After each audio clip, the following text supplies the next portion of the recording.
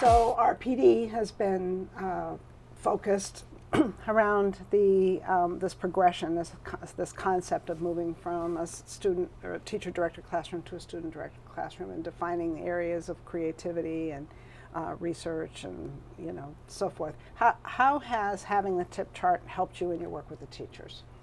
Well, it gives a framework to really analyze what you're seeing, right? A lot of times one of the problems we looked at is you'll see a class that looks innovative, it looks very exciting, a lot of stuff going on, cool use of props or things like that. But when you really look at what the students are doing to interact with their knowledge, they're not really having to think deeply about the knowledge in spite of all these other cool things. And so what the tip chart does, it gives us that framework to look at each individual piece and say, what are the students actually doing to think creatively or to problem solve or to collaborate?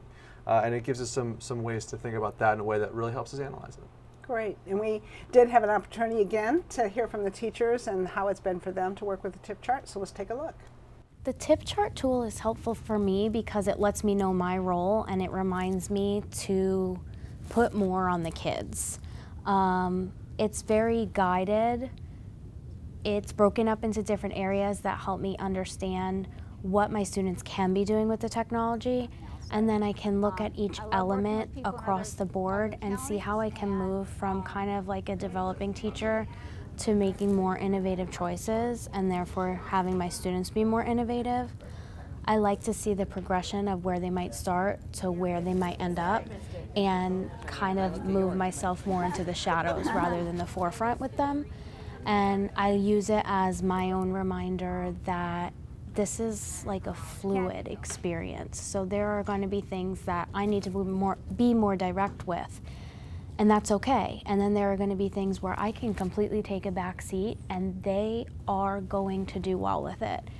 And I just like to refer back to the tip chart when we are doing different activities because it keeps reminding me that everything they're going through is interconnected. If they're doing something creative, there's probably a research element. And so everything is in separate parts but together at the same time. It's kind of like, I think of it like a recipe. That's what I tell my kids about certain things that have different parts but come together so nice. So I make sure all the parts are there for the recipe, but I let them kind of do the baking and the cooking, and they do a good job. So it's been helpful for me. Taking a look at the C-tip chart, I definitely, full disclosure, was a teacher-directed person.